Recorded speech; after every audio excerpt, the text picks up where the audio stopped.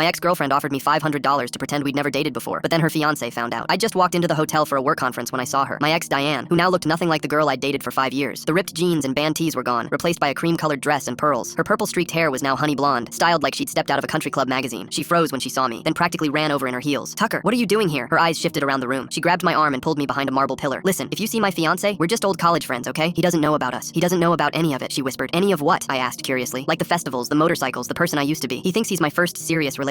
Before I could respond, a man in a navy blazer appeared, placing a kiss on her cheek. "Babe, there you are. Who's this?" Diane's face went white. "Max, this is Tucker, an old friend from college." Max's face brightened. Finally, someone from Diane's mysterious past. "You know, she never talks about college, never even mentioned friends." He shook my hand enthusiastically. "You have to come to our party tonight. I insist." Diane shook her head behind him. "Thank you, but I don't want to intrude," I told him. "Are you kidding? We barely have anyone from Diane's side coming." 7 o'clock, grand ballroom downstairs. I patted his arm and nodded. "Of course, anything for Diane," I said firmly, not realizing just how messy everything would get. I wasn't planning on going, but Max found me again in the hotel elevator and dragged me to the ballroom. Max sat me down beside him and Diane at a table. "Everyone, I'd like to introduce Diane's college friend Tucker." His mother smiled warmly. "How wonderful. How did you two meet?" Diane's eyes widened with fear. "Through mutual friends at a party," I said, completely leaving out the part about the wild rave where she danced with the DJ. I watched her across the room, nervously touching her necklace every time someone asked a new question. Max's sister Kimberly joined us. "So Tucker, did guys chase after Diane in college?" she teased. I grinned, fun memories filling my head. "Actually, yeah, constantly. 3 guys once showed up at the same party with flowers for her, but the best part was when this creep grabbed her at a club and she uppercutted him so hard he slid across the floor. It was epic," I said excitedly, completely forgetting about the favor. The entire group went silent. Max's mother put down her champagne. "Are Diane fighting someone?" Diane stomped on my foot under the table and laughed. "Tucker loves exaggerating old stories. Should we do the toast soon, honey?" But her excuse didn't slip Max easily. He stared at her, studied her face like he was waiting for something more. But several drinks in, and other old stories started spilling left and right. And when I got up to get another drink, Max followed behind me. "Hey, can I ask you something?" "Man to man," he said. "Sure," I said. "How long did you two date?" I froze. Max sighed, his hands fidgeting with his car keys in his pocket. "I'm not stupid, Tucker. The way she looks at you, how nervous she is, the way you know things about her that I'm sure most friends wouldn't know about. So just tell me the truth, please," he said so calmly and respectfully. I finally understood exactly why Diane was with him in the first place. Max and I stepped out onto the balcony. The city lights sparkled below us. 5 years, I said. "We dated for 5 years. His jaw clenched. "So everything she told me is a lie? About being her first? Trips she'd apparently never taken? What else don't I know? What was even the point of lying to me?" He vented out. "Look, man, can I be real with you?" He nodded, gripping the railing tightly. "That girl in there is terrified you'll leave if you know who she used to be. Yeah, she was different, wild, spontaneous. She'd convinced me to drive to Mexico at 2 in the morning just to see the sunrise. She got a tattoo on her ribs that she lasered off in the same year. She was the most alive person I'd ever met. Then what happened? How'd she end up with a boring guy like me?" He frowned. "Probably the same reason she left me. She wanted change. She started talking about kids and settling down. Commitment, the thing that scared me the most. So that glow she has when she looks at you, I never saw that in 5 years. Not once. She didn't become someone else to trick you. She became who she wanted to be and met someone who wanted that too." Max paused, looking a lot more calm than before. "But she still lied to me," he said quietly. "Yeah, she did, and that's messed up. But you and I both know she was just scared of losing you because she loves you that much. So dude, don't be like me. Don't let pride cost you the love of your life." Max nodded and patted my shoulder, heading back inside first. I watched him pull Diane aside and whisper in her ear before embracing each other. "What you did for them tonight was really cool," Max's sister Kimberly said, jumping out from behind the balcony curtains. "Little eavesdropper." "Well, they deserve to be happy," I said, downing my champagne. "And what about you? When is your fairy tale ending?" She grinned and handed me her number.